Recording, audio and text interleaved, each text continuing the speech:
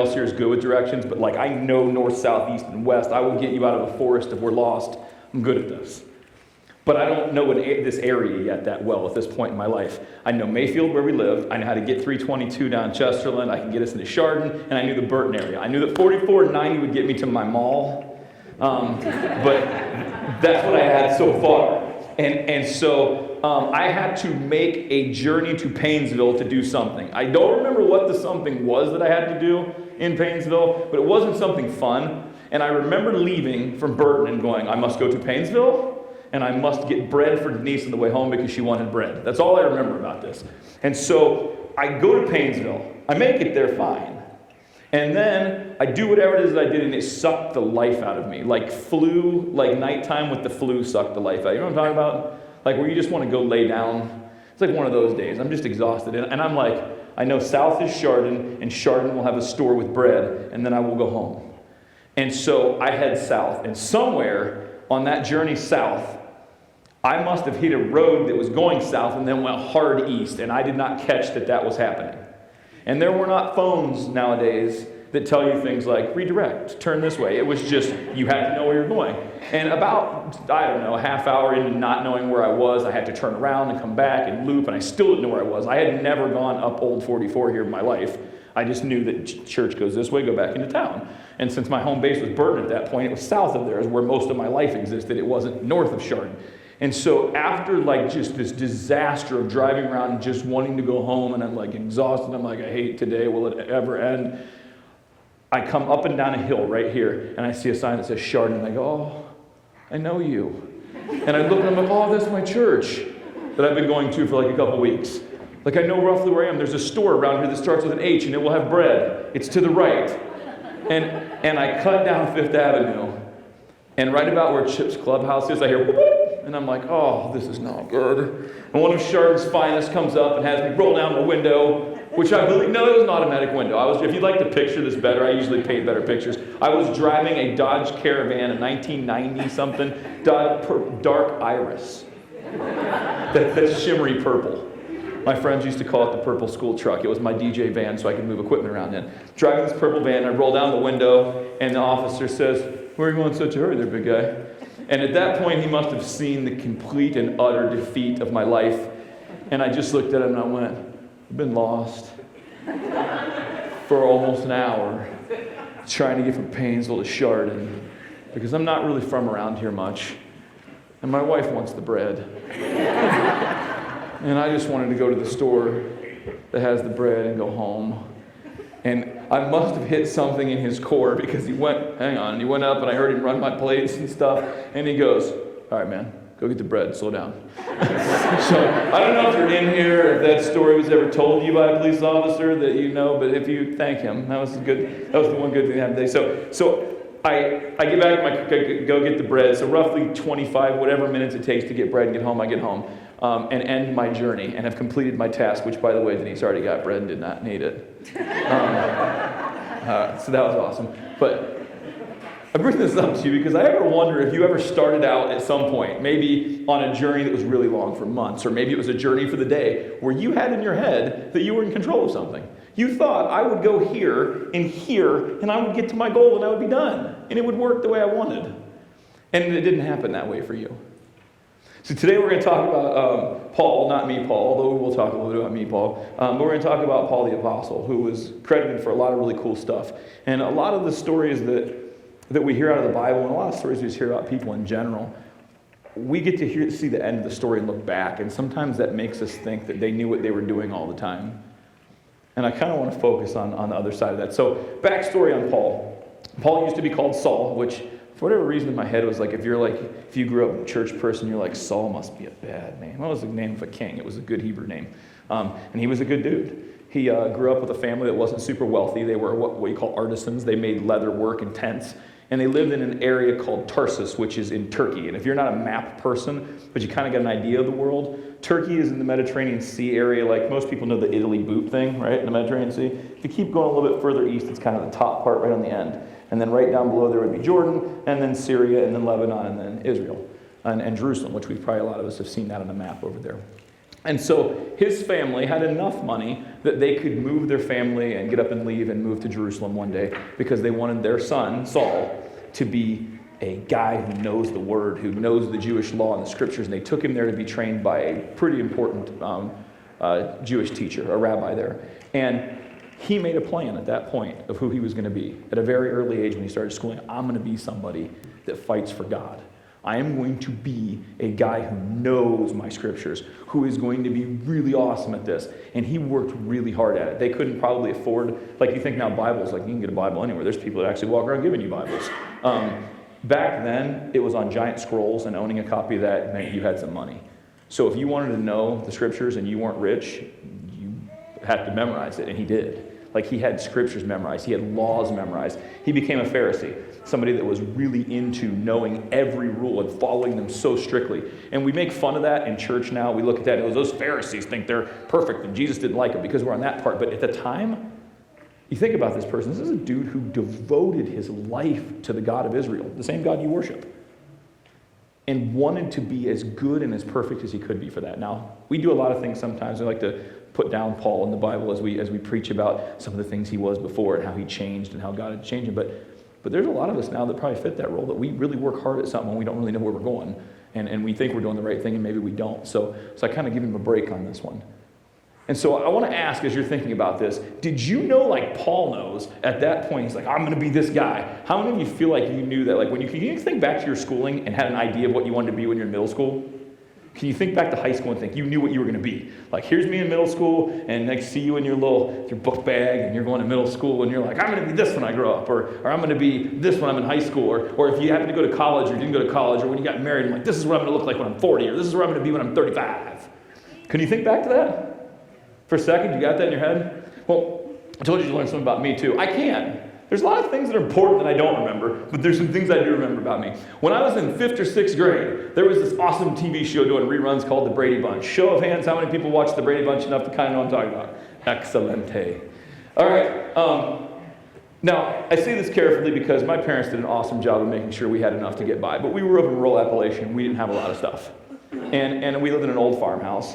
And when I watched The Brady Bunch, there was a unique feature of that house that just screamed at me, and I was like, those stairs. Anybody remember the stairs? They like floated and curved, and I was like, oh, I want those one day. And does anybody know what job you need to get those stairs? Say it if you know it. Architect. Mike Brady was an architect, so Paul Hagen's going to be an architect. 5th and 6th grade, Paul Hagen's going to be an architect. Lucky for anyone who likes safe buildings, that didn't happen. Me and math are not the best friends. We're okay. We're just not going places later. Eventually I got a little older and that changed. And I got to the point where I was in high school. And that's where Politician Paul came up. I was elected student council president as a junior. And I think I might be the only person that got to be that at my little rinky-dink school as a junior and senior. I was in class officers as I was younger, and I'm like, I'm going to be a politician. And when I was in high school, I actually went to Washington, D.C. I met John Glenn and shook his hand and sat in his desk. But he was still finishing up being a senator before he went back to space again. And I thought that was going to be me. And then things changed. And I was like, I don't think I can do the going back and forth all the time from Washington, D.C. and being that guy and having a family and stuff. And I settled in on being a teacher for various reasons. And I bring all this up to you because I want to start with where I feel like God was directing me with this sermon is a couple parts. I teach middle school now. And I have a whole bunch of young people, and this is an interesting thing when you try to prepare a sermon, and I have a room full of people of all different ages here, people in different places in their lives. And I've been teaching middle school for a long time. And lately, I have these kids who in 7th and 8th grade are taking high school credit classes and are so afraid to answer a question in my class because they don't want to get it wrong, because they don't even want to be wrong, because they're afraid anything they do right now is going to affect high school, and high school is going to affect the college they get to, and college is going to affect the rest of their life, and they're never going to be who they think they're supposed to be in 7th grade and 8th grade. And I think part of this message is for you if you're in any of that crowd where you're like thinking, I got to figure out my life right now because I'm in 7th, 8th, 9th, 10th, 11th, 12th grade, even if I'm in college. And for the rest of us, it's coming to you guys too. Trying to figure this stuff out. Where am I going to be and what am I going to do?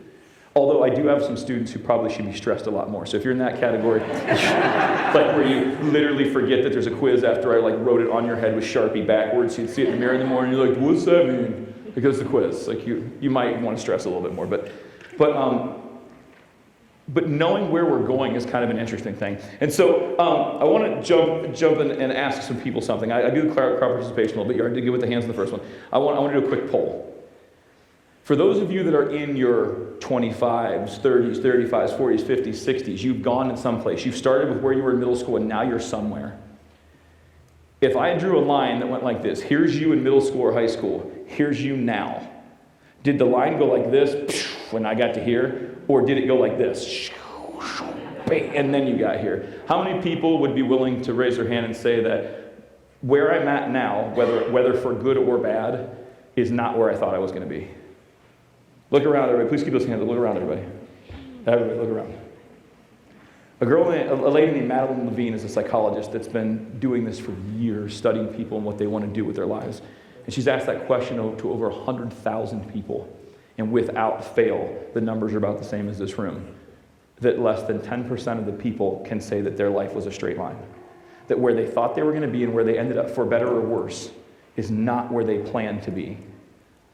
And I think that's an important thing that we skip over a lot in this world, because there are people in this room and there are people in this church that I value a lot and I look up to and I respect, and I look at them, and sometimes it's easy to look at them and go, oh, they've always been there.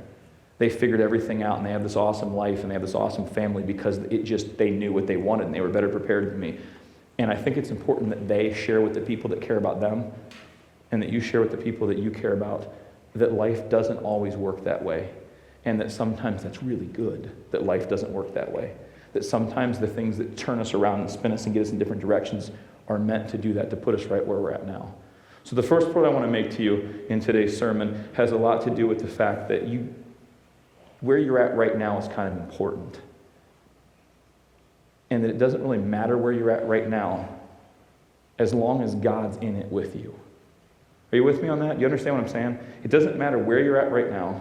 It may not even matter and it really doesn't matter if you know where you're going, as long as God's with you in it right now. And think about that for a second, because God's going to be with you wherever you're at. Do you want him where you are right now? I want to jump to the Bible. I'm using the NIV because it happens to be my study Bible, but as Bibles go, I don't know if you're like, when do I want that one? Should I have a different, it's good. It's good. It can be whatever kind you want. It's going to still have God talk to you in it. So this happens to be my study Bible that I got when I was in college, and I like it. So, all right. So there is, tell me I lost my place. I didn't. Okay, good. So Saul has been doing what we talked about. And I want to get this in your head too, because I think we've just trained ourselves to go, Saul bad, Paul amazing. This dude was giving everything to try to support the God of Israel, the same God that we worship. He wanted so badly to make God pleased that he is literally running around persecuting people. You've probably heard of a guy named Stephen who was stoned, literally killed, and they make a point to say that Saul was standing there approving it while they threw coats at their feet so they could throw rocks at this guy and kill him because he was a Christian. And so he's persecuting people that are following the way, which is what they called Christianity at that point. It didn't have a name yet. They were calling it the way. And so it says, meanwhile, Saul was still breathing out murderous threats against the Lord's disciples.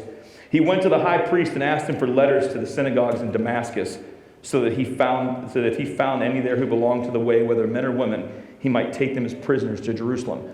So this guy has learned the Bible, in his case, the Torah, the Old Testament scriptures. He's learned the laws, and people are not following. This Jesus is not the Messiah as far as his leaders and his group are concerned. So to him, this is a threat to their faith. And he is running around trying to stop anybody from doing that because it's taking away from the following of the Jewish God, which is his goal. That's where he wants to be. So he's literally asking for permission to just catch people and throw them in jail. As he neared Damascus on his journey, suddenly a light from heaven flashed around, and he fell to the ground and heard a voice say to him, Saul, Saul, why do you persecute me? And he said, Who are you, Lord? Saul asked. I am Jesus, who you are persecuting, he replied. Now get up and go into the city, and you will be told what you must do. The men traveling with Saul stood there speechless. They heard the sound, not seeing anyone. Saul got up on the ground, but when he opened his eyes, he could see nothing. So they led him by hand into Damascus. For 3 days he was blind, and he did not eat or drink anything. So Saul thought he knew where he was going. And it turned out he was doing all kinds of stuff that helped him be who he needed to be later, just in the wrong direction. All the junk and weird things that we pick on about him, all that stuff about him is part of who he is. He can't ever change that. But it took God blinding him and knocking him off his horse on the way to Damascus for him to realize, whoa, You're the guy I'm fighting for. I've always been on your team. I just didn't know I was shooting baskets on the wrong side of the court. Maybe if God would have flashed a light at my purple van, I would have gotten bread quicker. But I'm wondering, do we need to get knocked out to be able to figure out where we're at? And I think I got some hope for you on that front.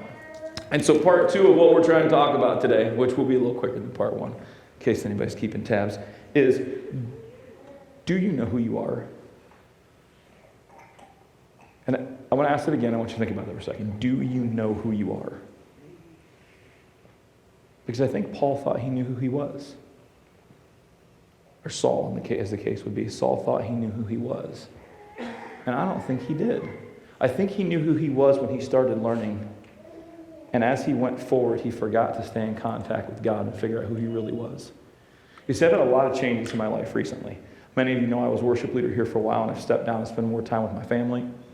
I'm at a place in teaching right now where it's getting really hard to get up in the morning and go, and a place where there's just so much micromanaging now and so many kids that just aren't there to learn and be motivated to get there in the morning. And you're like, Paul, it sounds like you're having a midlife crisis. This is something you should talk about like with a psychologist and not with us on the pulpit here. But I might be. But one of the things I did recently is I hired a life coach. And this person actually is a person who works with people who are trying to get in the ministry and do all kinds of other stuff. And I happen to do this just because that had to be the connection I was working with, not necessarily because I'm trying to get back into the ministry or do anything. And maybe it will happen that way, maybe it won't. But one of the things he had me do was start learning more about who I am. Like sitting down and asking myself, who am I now? And when I say that, maybe I can back you up a bit. I've been very transparent that Denise and I had some marital problems like 10 years ago, and it was rough. And thanks to some awesome supportive friends and some great counselors that popped into our life at the right time, thank you God for that, our marriage is way cooler than it ever was before that. But one of the things that stuck out to me, and this is maybe a side thing somebody can glean from me if you want to, especially guys out there, is that when I got married, it was like a thing I conquered. Like, I don't know if anybody else felt that way. Dudes like to win things. And I won. I got a gorgeous wife who's nice to me and smart and whatever, and I went here and she went, okay, and I'm like, yes. I have done what I needed to do. I'm married. Done. What's the next challenge? And I think a lot of us think that that's how life works. And he said to me, the counselor said, your wife that you're married to now is not the woman you married 10 years ago. I'm like, you know something? I don't know, because she seems like the same person I married. And what he meant was, when she left college, she became a different person. When we got married, she's now a wife, and that changes how she thinks about who she is. When we had our first child, and our child was in the NICU for 2 weeks, and we know where she's going to live, that changed her outlook on life and what her heart works for and how she thinks. When she lost her first grandparent, that changed who she was. And this whole time, I won, what's next? And I have missed the change that's happened in her.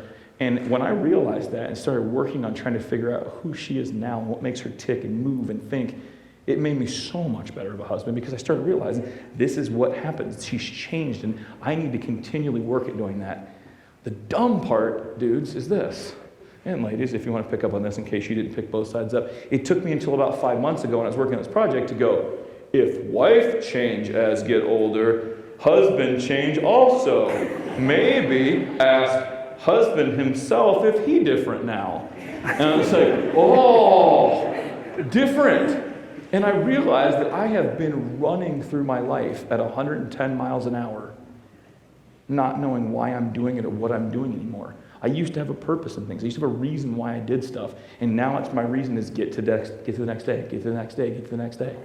Do this, get my kid here, there. And I know some of you are in that place in your life right now. Some of you haven't gotten there. Some of you are through it, and you can resonate with me that at part of life, you just wish you could go back and be like, I wish I would have enjoyed that more. That everybody tells you that, like, I wish I would have enjoyed it more when my kids were at home still and doing that. When I'm thinking, enjoy what? As I'm going, I've now driven to Eastlake 17 times today, and my eyes are barely open, and I don't even know what's happening. And somebody's going, did you see this one when I did this? And I'm like, yes, I love you. What you said was important. Was there a boy? I don't. And it's just and I'm just through and back and through and back and during that I've kind of forgotten what my purpose is. Can anybody resonate with me on that one? And so I want to let you know that I think why God had me up here today and why I'm supposed to be up here is to let you know a couple things. You are a very unique person. Because, and I know this is going to sound very Dr. Seuss / like very huggy, helpful, and that's not where I'm going with this. I'm not trying to tell you you're special because you're special. I'm telling you, you are the only you that will ever be on this earth. And the dirt and grime and things that make you feel like you're not even allowed to be in a church because people are going to judge you, and all the joys and celebrations and things you have, all the things that have happened to your life make you the only you'll ever be. And that's so important to our world that you be you. But the problem is, if you're like me, you have all these things that have made you something unique for God to use, and you're waiting to get knocked off a horse to be told how to do it right. Because you won't stop long enough, the craziness, to listen for God. And to hear him say, here's who I think you are. Here's why I've gifted you with this. And I know I'm jumping a lot of places, and I hope you're still with me on this one, and I can bring you back after this. But I want to make this side note real quick. I just don't like the you didn't pray hard enough, so that's why you have cancer. Or you didn't give enough money, so you're not going to be faithful kind of stuff. I don't believe that works. I don't think that's a thing God does, that he rewards. It's not what I read in my Bible anyway. And so when I say things have happened to you, I do think God throws roadblocks in our face sometimes. But I don't think they're the ones that sometimes people go, what kind of a God could do that? You know what? Our world sometimes is just lame. It really is. And so there are things about where you're at now and the reason why you didn't go from here to here, why you twisted up in there. Some of those are maybe God. Some of those may be just because the world is jacked up. Some of them may be because you're jacked up and you made some mistakes that you wish you could go back and do, and you got yourself there and you need to get yourself out a little bit. And some of those things, I keep saying negative, some of them are great. Some of them are because you did some amazing things that turned you in a direction you never thought you'd go. And now you're in this new awesome place. But all those things together make you this special thing. And I think we keep waiting for something to tell us who we're going to be. Or we thought we knew who we were 10 years ago or 5 years ago. And now we feel disappointed that we failed. The coolest people in the Bible, all the cool stories in the Bible, look it up. David, Moses, Jonah, we're talking about Paul, talking about Peter. They've all been in places where when they started, if you would have asked them where they were going to be 20 years from now, none of them would say that they were where they were. Part of that journey is part of who you are, whether it's for good or bad. And I want to get it right, so I'm not going to paraphrase it. But it says in Romans 8:28, and we know that in all things, God works for the good of all those who love him, who have been called according to his purpose. I want to read it again. And we know that in all things, God works for the good of those who love him, who have been called according to his purpose. All things. The good things, the bad things. No matter if you're at the top right now or if you're in the very bottom of your life right now. All those things may not be because God put them there. It may just be because this world's messed up. But where you're at right now, he can still use you. And the word that I think is holding us all up is this called thing. And so I want to squish it real quick. Called doesn't mean you're a minister or a missionary or worship leader. It can, but there are ministers that stand up on churches every Sunday. There are ministers right now standing up here that are not called to be a minister. And they are not doing a great job standing up there. And they think they are. There are some ministers who are extremely called that are sitting somewhere else and they're not preaching, and they should be. And there are people who are at Starbucks that are more called than I'll ever be, and they are changing lives for God while they are passing out lattes. Called is just a churchy word for you knowing yourself enough and listening to God enough to go, what am I supposed to be doing right now in this moment? There's a famous prophet from Arendelle, Anna. She's the new queen. Sorry, spoiler alert. Who didn't know what to do in Frozen and Frozen 2, actually. And she said, all I can do is the next right thing. And I think that's a pretty good word for us. Is that wherever you are right now, recognize that you are right where you're supposed to be, and that everything in your life was set there for a reason. And even if it wasn't for a reason you wanted or it was a different reason, you are a person who can make a difference right now. You are called to be something bigger than you might be. And maybe some of you are right there. Maybe you've been doing this already, and amen to that. But if you're not, don't worry, young people, that you have to have your whole life figured out, because guess what? It's probably not going to go in a straight line like you thought anyway. What might be better is to think God's got my life figured out for me, and I'm going to go and do the next right thing and the next right thing and the next right thing until that point. And if you're in a place where you thought I had everything figured out and I knew what I was doing and you screwed it up, you're still right there, and God never left you. He's still there, and you can still do the next right thing and move forward. I would love to see this church just continue to grow and bloom and blossom and do cool things. And it's going to happen when we take the time to shut off the radio and to shut off the sports talk and the ESPN and the other stuff that's going on in our life for just a couple minutes and talk to God and say, God, who am I now? What have I changed? What have I become? What's different about me? What breaks my heart now that I can really get into? And if we do that, I think that we can all make a big difference, and I think we can all move forward in this place and do amazing things. Would you pray with me? God, I thank you for the hearts in this room. I thank you so much that I just feel the Spirit moving in here, and I feel their hearts open into hearing what you have to say. And God, I just want me to figure some stuff out. We preach, we get this to figure out. I want to know where I'm going, and I want to take people with me too. I want people to know and realize that they don't have to be knocked off a horse to be who they are. So God, can you just guide us, quiet us, and let us know that you will never, ever leave us, that you are with us in our low spots and our high spots, and that even though our path is crooked, may not go where we want, it can still be an amazing journey as long as you're in it with us. May we invite you to be in it with us. It's in your Son's name we pray. Amen. All right, let's get